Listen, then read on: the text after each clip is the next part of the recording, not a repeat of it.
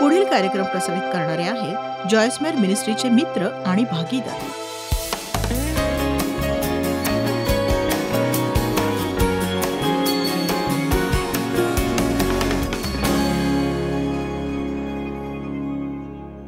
मी तुमच्याशी मनाच्या परीक्षेबद्दल आज बोलू इच्छिणार आहे. तुम्हाला असं वाटलं ना की तुम्हाला मनाची काही समस्या आहे तर तुम्ही निश्चितच तपासणी करा. स्वारस्यपूर्ण गोष्ट ही की परमेश्वर आपल्या मनाची तपासणी करतो. तुमच्या बाबतीत कधीतरी विचित्र, त्रासदायक आणि निराशाजनक अशा घटना घडतात आणि तुम्ही म्हणता की का हे काय चाललंय, माझ्याच बाबतीत असं का होतंय. बघा, ही एक परीक्षा आहे आणि जर तुम्ही या परीक्षेत पास व्हायला शिकलात, परमेश्वराबरोबर तुम्ही तुमच्या जीवनाचा प्रवास लवकर पूर्ण करू शकाल. जर आपण या परीक्षेत पास नाही झालो तर शुभ बातमी ही, परमेश्वराच्या शाळेत तुम्ही नापास होत नाही. तुम्हाला तीच परीक्षा पुन्हा द्यावी लागते, पुन्हा वारंवार, जोवर तुम्ही पास होत नाही. एक सांगू का की तुमच्यापैकी खूप जण माझ्या बोलण्यामागची भावना समजू शकता. तुम्हाला नवीन शांती प्राप्त होईल जी तुम्हाला वेगाने यश मिळवून देईल, इतकं की तुम्ही विश्वास ठेवू शकणार नाही. बघा, आपण परमेश्वराबरोबर भांडू शकत नाही. जेव्हा तो आपल्या जीवनात येऊन आपली परीक्षा घेण्याचा निर्णय घेतो तेव्हा आपण त्या परीक्षेत उत्तीर्ण होण्याचे प्रयत्न करावेत. स्तोत्रसंहिता अध्याय 7 वचन 9, दुष्टाची दुष्टाई नष्ट हो, नीतिमानाला तू खंबीर कर. न्यायी देव मने व अंतःकरणे पारखणारा आहे. नीतिमानाला तू खंबीर कर. न्यायी देव मने व अंतःकरणे पारखणारा आहे. अंतःकरणे पारखणारा. परमेश्वर आपल्याला आजमावत असतो, आपली चाचणी घेत असतो. तो आपल्याला लोभात पाडत नाही. बघा, हा फरक जाणून घ्या तुम्ही. परमेश्वर कुणालाही लोभात पाडत नाही, सैतान पाडतो. पण परमेश्वर आपल्याला आजमावत असतो, पारखत असतो आणि यात काहीही चुकीचं होत नाही. आपण कुणाला कसं पारखतो? त्या व्यक्तीवर दबाव टाकून, त्याच्याकडून तेच करवून घेण्याचा प्रयत्न करणं.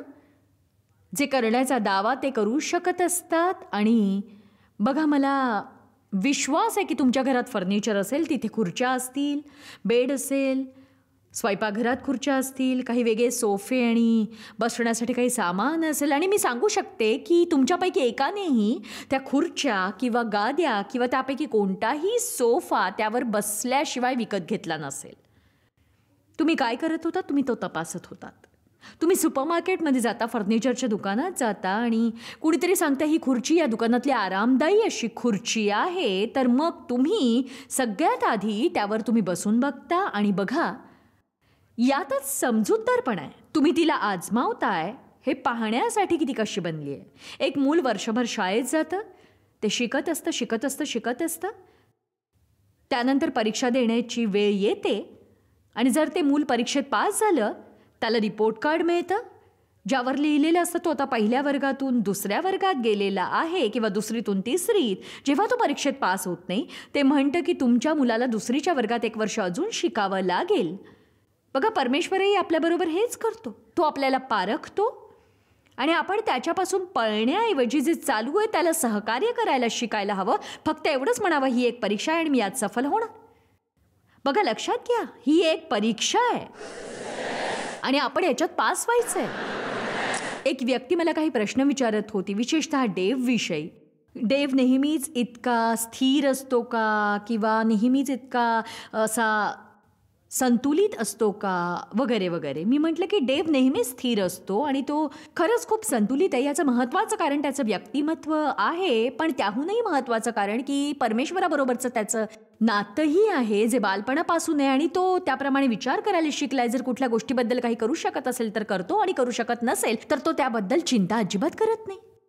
तर तो तरुण मला काही सांगत होता जे त्याच्या बाबतीत मागच्या आठवड्यात झालं. त्याचं व्यक्तिमत्व माझ्यासारखं होतं. तो खूपच रागीट आणि पक्क्या मतांचा होता आणि ज्यावर काही बोलायचं असेल ते तो पटकन बोलतो आणि त्याला वाटतं तोच योग्य मार्ग आहे. त्याने सांगितलं, मी मागच्या आठवड्यात एका दुकानात गेलो आणि एक कॅलेंडर विकत घेतलं, कारण मला वाटलं की मी माझं शेड्यूल फक्त कम्प्युटरवरच नाही तर कॅलेंडरवरही लिहू शकतो, म्हणजे मी एकाच वेळी एकत्रितपणे पूर्ण माहिती बघू शकेन आणि पान उलटलं तर पुन्हा मला दुसरी माहिती मिळेल.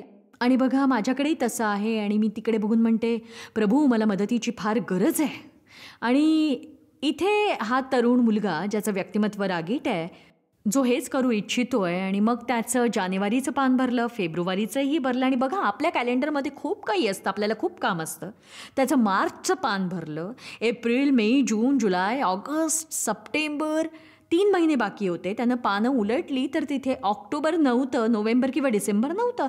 परत फेब्रुवारी, मार्च, एप्रिलपर्यंत पोहोचला आणि बघा त्यांच्याकडून कॅलेंडर छापण्यात चूक झाली होती आणि त्याच्या गुणवत्तेची तपासणी केली गेली नव्हती. तो दुकानात पोहोचला जिथून त्याने ते विकत घेतलं होतं.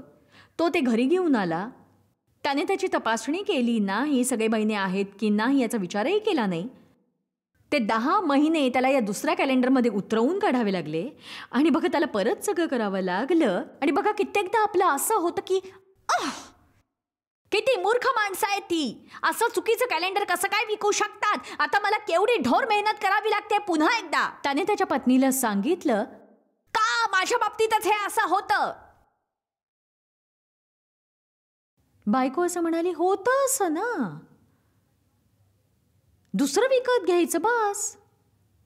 तीही खूप डेव्हसारखी आहे आणि तो तरुण माझ्यासारखे लोक ऐकत नाहीत. आम्हाला हवं असतं की सुरुवातीपासूनच बरोबर का नाही केलं गेलं सगळं. चला आता. आणि हे लोक होतं असं कधीतरी. आणि हेच कारण आहे की डेव्ह आणि माझ्यासारख्या लोकांचं लग्न होतं आणि तो तरुण आणि त्याच्या बायकोसारखं.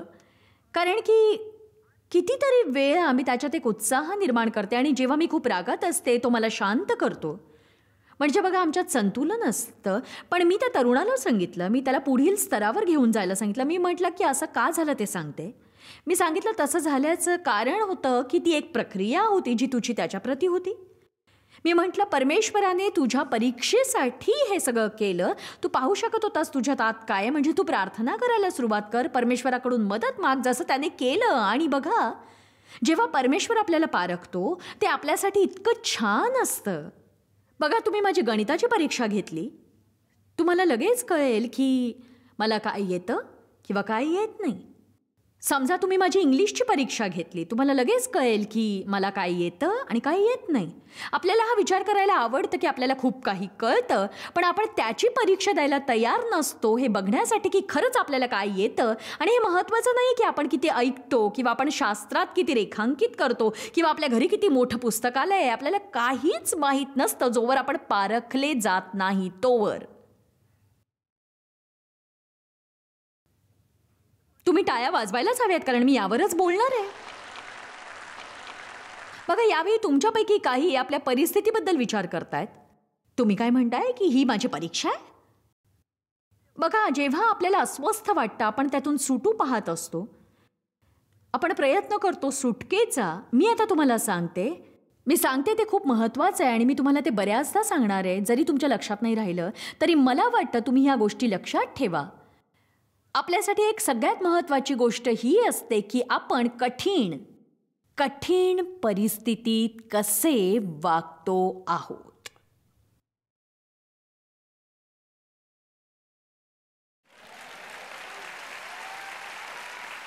मला माहिती आहे खरं ऐकणं जरा कठीण जातं, पण ऐकायलाच हवं आपण ते. ख्रिस्तींसाठी सगळ्यात महत्त्वाची गोष्ट ही आहे की केवळ आपल्यासाठी नाही तर पूर्ण जगासाठीच ही महत्त्वाची आहे. कारण आपण दुनियेत स्थिरता पाहत नाही आहोत. आपण केवळ अनेक भावनांचा असा प्रवाह बघत आहोत. पण स्थिरता ही आकर्षित होते. मी डेव्हकडे आकर्षित झाले त्याचं एक महत्त्वाचं कारण होतं स्थिरता. त्याची स्थिरता ही त्याने मला दिलेली सगळ्यात मोठी अशी भेट आहे. कारण मी एका वेड्याच्या दवाखान्यासारख्या घरात मोठी झाले जिथे स्थिरता नव्हती. मला माहीतच नव्हतं शांती काय असते. जेव्हा माझं त्याच्याशी लग्न झालं मी कधीच शांततेचं उदाहरण पाहिलं नव्हतं. मी कधी शांत व्यक्तीला पाहिलं नव्हतं.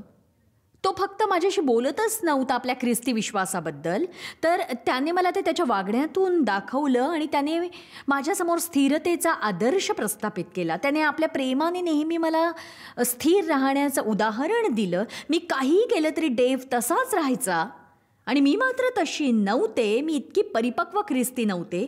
मी त्या दिवसात नेहमी परिस्थितीनुसार अशी डामाडौल होत असायचे. मी प्रसन्न असायचे जेव्हा परिस्थिती चांगली असायची, निराश असायचे जेव्हा परिस्थिती वाईट असायची. सारखं आपलं वर खाली वर खाली वर खाली चालूच. मी काय म्हणते ते कळतंय का तुम्हाला?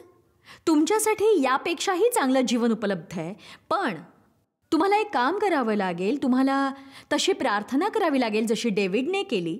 माझ्या मनाला पारख परमेश्वरा, मला पारख. मला सांग की माझ्यात काय दोष आहे. मला माझे गुप्त दोष सांग. आपण घाबरता कामा नये परमेश्वराला आपल्या जीवनातले ते दोष दाखवायला ज्याच्याकडे लक्ष देणं गरजेचं आहे. आमीन. कुठल्याही गोष्टीला घाबरल्याने ती गोष्ट निघून जात नाही. आपण तिला सामोरं गेलं पाहिजे आणि त्याबद्दल काहीतरी केलं पाहिजे. बघा, कोणीही वार्षिक परीक्षेच्या वेळी उत्साहित नसतं. कॉलेजमध्ये शिकणारे सांगतात, अरे बापरे पुढच्या आठवड्यात वार्षिक परीक्षा आहे. मुलं शाळेत असतात तेव्हा म्हणतात, अरे बापरे पुढच्या आठवड्यात वार्षिक परीक्षा आहे. पण लक्षात ठेवा, तुम्हाला यश तोवर मिळत नाही जोवर तुम्ही परीक्षा देत नाही. एक सांगू, यावेळी तुमच्यापैकी कितीतरी जण आपल्या जीवनाच्या कठीण परिस्थितीत आहेत आणि एक पाऊल पुढे टाकल्यानंतर तिथे प्रगती आहे आणि एक मोठं काम आहे. तुम्ही प्रार्थना करताय, परमेश्वराला आपल्याला नवीन जागेवर आणण्यास सांगताय, समृद्धीच्या, शक्तीच्या, सामर्थ्याच्या, अनुग्रहाच्या. परमेश्वर असं सांगतोय की बघूया तुम्ही तयार आहात की नाही. बघूया तुम्ही तयार आहात की नाही. तुम्ही काही परीक्षांसाठी तयार आहात का? जेव्हा तुम्ही या परीक्षात यशस्वी व्हाल, तुम्ही जितकं जास्त स्थिर बनाल, परमेश्वर तुमच्यावर तितका जास्त विश्वास ठेवायला लागेल. तो अशा लोकांना मार्गदर्शन आणि ख्रिस्ती समुदायात पाहू शकत नाही ज्यांच्याबद्दल हे पक्कं नसतं की ते केव्हा काम करतील आणि केव्हा नाही. कारण मी सांगू शकते, तुम्हाला कधीच माहीत नसतं की तुमची परिस्थिती केव्हा काय करेल. आणि हेच एक सत्य आहे. आपल्याकडे विश्वास आहे आपल्या परिस्थितीवर मात करण्यासाठी नव्हे, तर त्याच्यात आपल्याला स्थिर ठेवण्यासाठी. आणि बघा, आपण विश्वासाबद्दल गोंधळ करतोय. विश्वास केवळ चांगल्या दिवसासाठीच नसतो, तर वाईट दिवसासाठीही असतो. तो आपल्याला सगळं काही समजत असतं तेव्हाही असतो, काही समजत नसतं तेव्हाही असतो. आमेन. मला विश्वास आहे आपण निर्णय घ्यायला हवा की मंडळींनी आता परिपक्व होण्याची वेळ आली आहे. आपल्याला खरंच परमेश्वराजवळ जाऊन सांगायला हवं की परमेश्वरा, मी हे काम बरोबर करू इच्छितोय. मला पुन्हा दुबळा, कुरकुरणारा, तक्रार करणारा ख्रिस्ती व्हायचा नाही. मी ते करू इच्छितो जे तुला माझ्याकडून करून घ्यायचंय. तेच बनायचंय जे तुला वाटतं मी बनावं. मला तसंच वागायचं जसं तुला वाटतंय. बघा, प्रत्येक जण वचन प्राप्त करू इच्छितो, त्यात काहीही समस्या नाही. मी इथे उभी राहून तुम्हाला शिकवेन की तुम्ही येशू ख्रिस्ताबरोबरचे सहवारस आहात आणि तुम्ही स्वर्गात जाणार आहात. आणि देववचन आणि प्रीतीच्या वाटचालीबद्दल मी तुम्हाला सांगेन. तुम्ही इतके उत्साहित व्हाल की माझ्यासाठी संदेश देणं कठीण होईल. पण बघा, मी जेव्हा संदेश देते तेव्हा सगळे शांत होतात, जे चांगलं आहे, कारण आपल्याला या प्रकारचा संदेश ऐकण्याची सवयच नाहीये. म्हणून मग तुम्ही खोल विचारात पडता. बघा, सैतानाला माहीत असतं तुम्हाला कशाचा त्रास होईल, त्यामुळे तो तेच करतो ज्यामुळे तुम्ही त्रासाल. तुम्ही ऐकलत का माझं? तो तुम्हाला त्रास देण्याची व्यवस्था करतो. बघूया अनुवाद अध्याय 8. माझ्यासाठी हा जीवन परिवर्तनाचा अध्याय आहे. आणि खरंच माझ्याकडे हा अध्याय आता पूर्ण शिकवायला वेळ नाही आहे. पण मला वाटतं तुम्ही अनुवाद 8 वाचलंच पाहिजे. त्यातून आपल्याला खूपच शिकायला मिळेल. नेहमीच वाचा अनुवाद 8, जोवर तुम्हाला ज्ञान प्राप्त होत नाही. कारण मी परमेश्वराबरोबर आपल्या प्रवासात खूप काही सहन करत होते, कारण तो मला सेवा कार्यासाठी तयार करत होता. आणि ते निश्चितच खूप छान असं नव्हतं. जसं मला वाटलं होतं तसं नाही. मी प्रार्थना करत होते आणि मला काहीच समजत नव्हतं. मी खूप गोंधळून गेले होते आणि मला काहीही समजत नव्हतं की परमेश्वरा तू काय करतोयस तरी काय. अनुवाद अध्याय 8 वचन 2. निश्चयाने तुला लीन करावे आणि तुझ्या मनात काय आहे, म्हणजे तू त्याच्या आज्ञा पाळशील की नाही याची कसोटी पाहावी. म्हणून तुझा देव परमेश्वर याने गेली 40 वर्ष तुला रानातून कोणत्या रीतीने चालवले याचे स्मरण कर. बघा, तो केवळ 11 दिवसाचा प्रवास होता, वचनदत्त भूमीपर्यंतचा. फक्त 11 दिवस. त्यांना तिथे पोहोचायला 40 वर्ष लागली. बघा, आपल्यापैकी कितीतरी जण असा प्रवास उगाचच लांबवत बसतात, कारण कारण आपल्याला परीक्षेबद्दल माहीत असतं आणि आपल्याला समजत नसतं की परीक्षा ही खरंच किती महत्त्वपूर्ण आहे. प्रामाणिक असणं, त्या परीक्षेत स्थिर असणं आणि अट्टळ राहणं. आपण जंगलात आपल्या तोंडातून निघालेल्या शब्दाचं महत्त्व समजू शकत नाही. बघा, आपल्या तोंडातून तेच शब्द निघतात जे आपल्या मनात असतात. मी काही वर्षांपूर्वी अभ्यास करायला सुरुवात केली आणि परमेश्वराने मला एक मालिका दिली होती ज्याचं शीर्षक होतं अरण्यातली मनोवृत्ती. लोकांच्या चुकीच्या मनोवृत्तीबद्दल, जी लोकांच्या चुकीच्या मानसिकतेबद्दल होती. आणि वास्तवातही लोकांच्या मनात वाईट वृत्ती असतात. आपण या आठवड्यात याबद्दलच बोलतोय. आपल्या काही वृत्ती आपण सोडत नाही आणि त्यामुळेच आपण अरण्यात राहतो. बघा, अरण्यात परीक्षा या घेतल्या जातातच. वचनदत्त भूमीच्या दिशेने जाताना परीक्षा द्याव्या लागतात. तो म्हणतो, मी 40 वर्ष तुला अरण्याच्या मार्गावरून यासाठी आणलं, तुला नम्र बनवावं आणि तुझी परीक्षा घेऊन हे समजू शकेन की तुझ्या मनात काय आहे आणि तू त्या आज्ञेचं पालन करू शकणार आहेस की नाही. पाहिलं तिथे काय म्हटलंय? तुम्हाला पवित्र आत्म्याच्या सामर्थ्याची गरज नसते चांगलं वागण्यासाठी, जेव्हा सगळं आपल्या इच्छेनुसार होत असतं. तिथे कुठलीही परीक्षा नसते. पण आपल्याला पवित्र आत्म्याच्या शक्तीची गरज असते, ज्यामुळे आपण शांत आणि आनंदी राहू आणि योग्य काम करणं चालू ठेवू, दुसऱ्या लोकांसोबत प्रेमाने वागू, चांगल्या गोष्टींना हो म्हणू शकू, भावनिकरित्या स्थिर राहू शकू, जेव्हा काहीच चांगलं होत नसतं तेव्हाही. यावरूनच समजतं की तुम्ही कशा प्रकारचे माणूस आहात. मला विश्वास आहे की आपल्याला ज्या परीक्षा द्याव्या लागतात त्यातली एक अरण्यातली परीक्षा असते. त्यावेळेला सगळंच निराशाजनक असतं आणि त्यावेळेला फक्त एकच परीक्षा नसते, अनेक परीक्षा द्याव्या लागतात तुम्हाला. आणि मग अशा परीक्षा मागून परीक्षा देत राहता आणि नंतर तुम्ही एकाच वेळी अनेकांशी निपटू शकता. मग ते सोपं वाटतं, कारण आता मी 35 वर्षाचा अनुभव घेतलाय. मग मी म्हणते हां, निघून जाईल. पण जेव्हा तुमच्यावर खूप दबाव असतो, लोक तुमच्यावर दबाव टाकत असतात, आर्थिक दबाव असतो, हवामान खराब असल्याचा दबाव असतो, सैतान खोटं बोलतो, एकापाठोपाठ एक समस्या येत असतात. मला तुम्हाला काही वाचून दाखवायचंय. मला शोधावं लागेल ते कुठे, कारण मी ते शेवटी वाचलं होतं. पण मी याला इथेही वाचू इच्छिते. ते आहे हबक्कूक अध्याय 3. मला विश्वास आहे तुमच्यापैकी काही जण या परिस्थितीत आहेत आणि कदाचित तुम्हाला ही वचनं माहीत असतील नसतील. हबक्कूक 3 वचन 17. अंजिराचे झाड न फुलले, द्राक्षीच्या वेलीस फळ न आले, जैतुनाचे उत्पन्न बुडाले, शेतात धान्य न पिकले, मेंढवड्यातील कळप नाहीसे झाले व गोढ्यात गुरेढोरे न उरली, तेव्हाही मी यहोवाच्या कारणाने आनंदित व मग्न राहीन आणि आपला उद्धार करता परमेश्वराद्वारे अतिप्रसन्न राहीन. बघा, जरी माझी नोकरी सुटली, महागाई दिवसेंदिवस वाढली, जरी माझा मुलगा ज्यावर नियंत्रण करणं कठीण झालं, मला असं वाटतंय मी वेडी होईन, जरी मी माझ्या पतीला आराम खुर्चीतून आणि टीव्ही समोरून ओढून काढू शकले नाही, जर तुम्ही पुरुष आहात, जरी माझी पत्नी कधीच घरातली साफसफाई करत नसेल, तक्रार करत असते, जरी माझी सासू माझं मानसिक संतुलन बिघडवत असेल, माझ्या शेजाऱ्यांचा कुत्रा माझ्या अंगणात घाण करत असेल, बघा तुम्हाला हे सगळं माहिती आहे, तरीही मी आनंदी राहीन. मी तरीही आनंदीच राहीन. असं नाही म्हटलंय मी आनंदी राहण्याचा प्रयत्न करीन, असं म्हटलंय मी आनंदी राहीनच. बघा, परमेश्वराची आराधना करणं सोपं आहे जेव्हा डार्लिन आपलं नेतृत्व करत असेल. पण बघा, डार्लिन बरोबर आराधना करताना तुम्ही बेशुद्धच असता जवळजवळ. पण जर तुम्ही घरात आहात, या सगळ्या गोष्टी घडत असतात आणि हे केवळ 1-2 दिवसांसाठी होत नसतं, तर खूप दिवसांपासून होत असतं.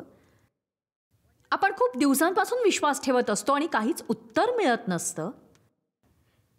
इतर सगळे परमेश्वराला अनुभवत असतात, त्याच्याकडून ऐकत असतात, तुम्हाला खूप एकटं आणि निराधार वाटतं. असं वाटतं कुणाच्या तरी कानाखाली मारावी. आमेन. मी तरीही आनंदीच राहीन, तरीही मी आनंदीच राहीन.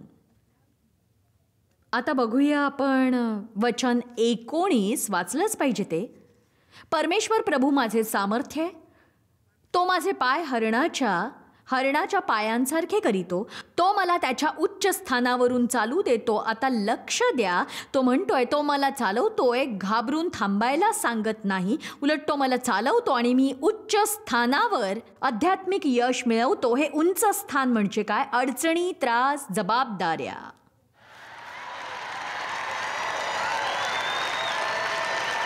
जवळजवळ 10%च लोक आहेत ज्यांना हे समजतंय. बघा, जीवनातल्या कठीण परिस्थितींना का महत्त्वाचं स्थान दिलं जातं? कारण एकदा या परिस्थितीत राहून आपण स्थिर राहिलो, एकदा या परिस्थितीत राहिलो तर आपण परमेश्वरामध्ये आनंदी होत असतो आणि प्रेमाने चालणं आणि इतरांना मदत करणं आपण चालू ठेवतो. स्वतःची कीव करणं सोडून देतो, स्वतःची दया करायला नकार देतो, निराश व्हायला नकार देतो. आणि एकदा का आपण त्या अवस्थेत पोहोचलो की सैतान कधीही आपलं बिघडवू शकत नाही.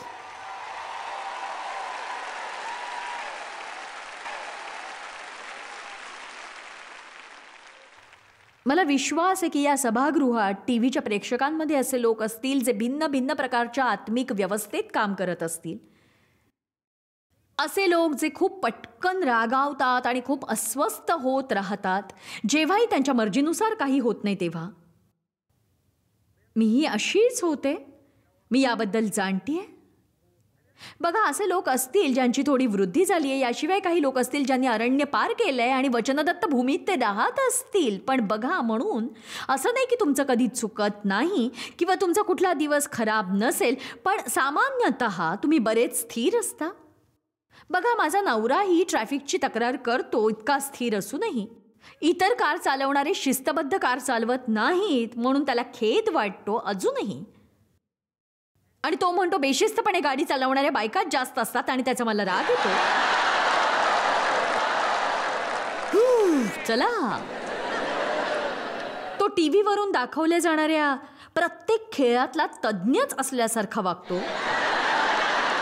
मला नाही फरक पडत तो बेसबॉल आहे की बास्केटबॉल किंवा हॉकी, कुठलाही खेळ असेल.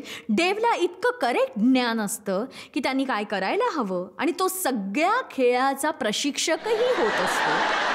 म्हणजे असं नाही की त्याच्यात काही कमजोरी नाही, त्याच्यातही नक्कीच आहे, पण त्याच्यात तितकी नाही जितकी माझ्यात आहे. बघा, मी सतत आरडाओरडा करत असते आणि डेव सतत शांततेत असतो. किती जणांना माहिती आहे आरडाओरडा करणं म्हणजे काय? तुम्हाला माहिती आहे का?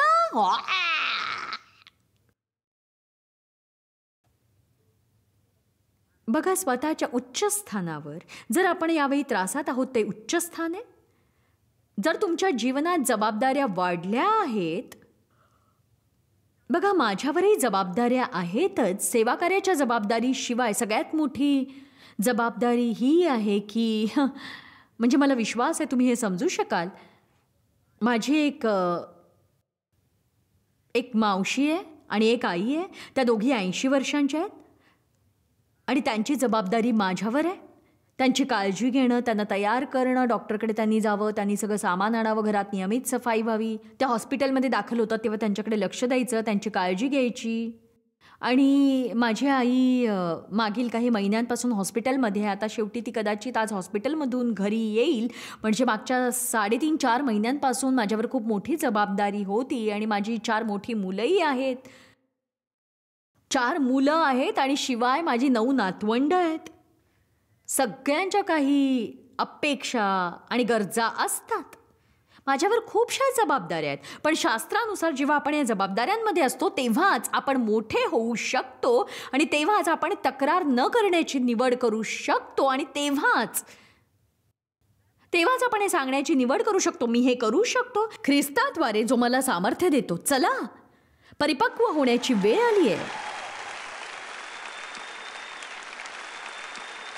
खरं तर मी या विषयावर खूप बोलू शकेन. मी पुन्हा एकदा हबक्कूक अध्याय 3 वचन 19 वाचू शकते. मला वाटतं की आपण ते परत पाहायला हवं.